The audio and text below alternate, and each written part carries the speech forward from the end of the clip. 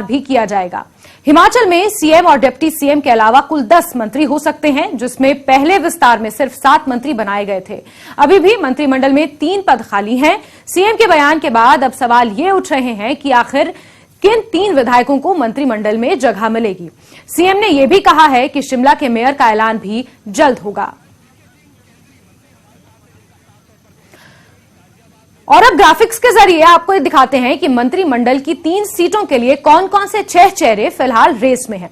राजेश धर्माणी काफी सीनियर हैं, घुमारवीं से विधायक हैं। यादवेंद्र गोमा ये भी विधायक हैं।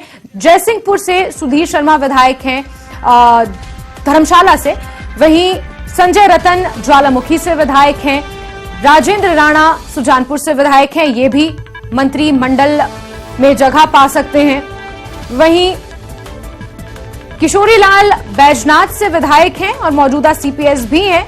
ये माना जा रहा है कि मंत्रिमंडल के विस्तार जब होगा तो कहीं ना कहीं इन्हें भी शामिल किया जा सकता है। 6 ऐसे विधायक हैं जिनके नामों की चर्चा चल रही है और सीएम सुक्खू ने यह साफ कहा है कि बहुत जल्द मंत्रिमंडल का विस्तार होगा। राजीव शुक्ला से दिल्ली में उन्होंने मुलाकात की और इस पर विस्तार से चर्चा हुई।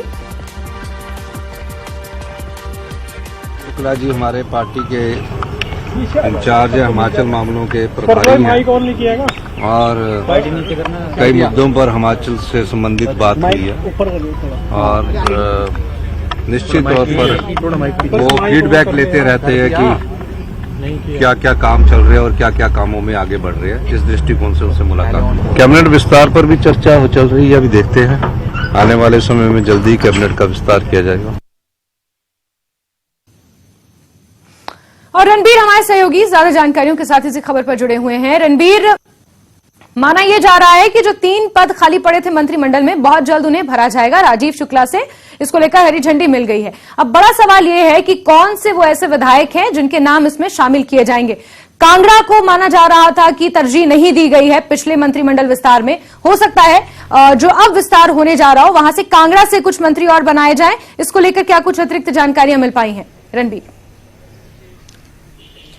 जी हाँ, एक और डेवलपमेंट हुई है। जो चर्चा जिस तरह से चल रही है, मुख्यमंत्री ने भी कहा कि इस पर विस्तार से चर्चा हुई है। इन दावेदारों में एक और नाम सामने आ गया है। सूत्र ये बता रहे हैं कि जो कुल्लू से विधायक हैं सुंदर सिंह ठाकुर, जो सीपीएस है सुक्खू सरकार में, अभी उन्हें भी जो है मंत्रिमंडल में शामिल किया जा सकता है। ये जो है एक और नाम सामने आया है। चर्चा इस बात पर चल रही है। ये कब ये विस्तार होगा ये तो वक्त ही बताएगा, थोड़ा समय जरूर लगेगा। मुख्यमंत्री की जो है लंबी चर्चा इस पर हुई है। देखिए जो पुख्ता तौर पर हम कह सकते हैं कि किसका नाम सबसे आगे है, वो राजेश धर्माणी का नाम सबसे आगे है, जिन्हें ये माना जा रहा है कि उनका जो है मंत्री बनना तय है। जिस तरह से सरप्राइजिंग नाम 2 सीपीएस के अब आए हैं, जिस तरह से ये खबर जो है थोड़ी हमारी पुष्ट हो भी जाती है कि इन सीपीएस के इस्तीफे हो सकते हैं। जो अदालत में जब सुनवाई होनी है उससे पहले ही इनके इस्तीफे हो सकते हैं, इनको एडजस्ट किया जा सकता है। लेकिन ये कब कैबिनेट विस्तार होना है ये देखना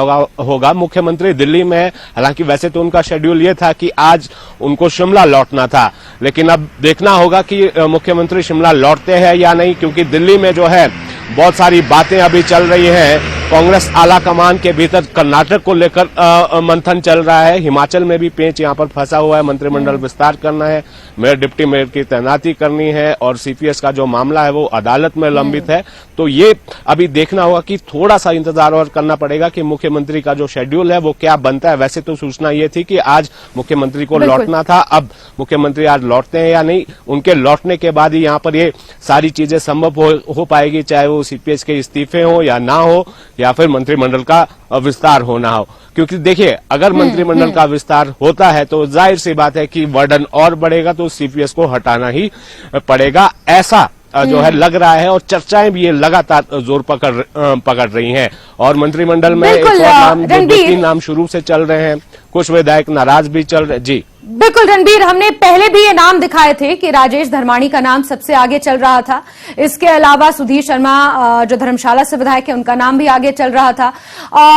अगर राजनीतिक चश्मे से इस पूरे परिदृश्य को समझा जाए तो 6 सीपीएसओ की नियुक्ति इसलिए की थी ताकि नाराजगी आगे जाकर मोल ना लेनी पड़े।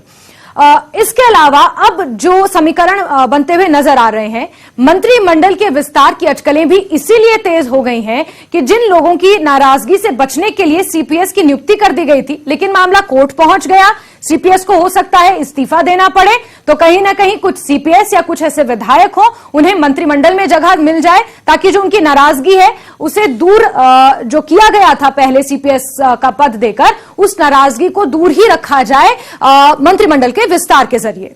रणबीर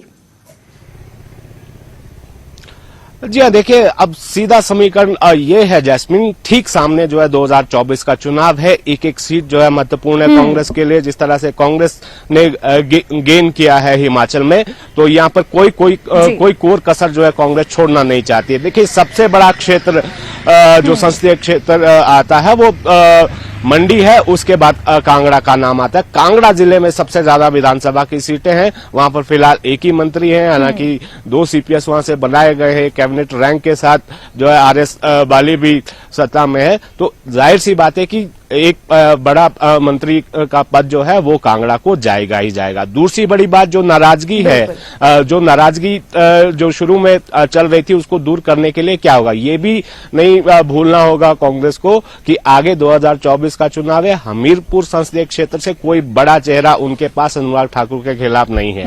यही स्थिति कांगड़ा में भी आती है, तो कोई बड़ा संदेश यहाँ से जो है देना चाहेगी सुखू सरकार, और कांग्रेस की तरफ से भी यही लगातार ये देखा जा रहा है कि किस को जो है मंत्री बनाया जाए। मंडी जिले की बात करें, मंडी जिला जो है यूं कहे कि अब थोड़ा सा वैसे भी सीटें कम है, एक ही विधायक वहां पर मौजूद है, तो यहां पर देखना होगा कि मंडी को क्या कुछ मिलता है कि नहीं मिलता है। हालांकि एक ही विधायक है, तो ये भी इंतजार करना होगा, क्या उन्हें जो है किसी और स्थान पर मंडी को कवर करने के लिए अगर कुल्लू से किसी को मंत्री बना दिया जाए तो ये माना जा सकता है कि मंडी को साध लिया गया, क्योंकि मंडी वैसे भी पूर्व मुख्यमंत्री का गढ़ है और वहां पर कांग्रेस अपनी पैंठ इतने अच्छे से जमा भी नहीं पाई, 10 में से 9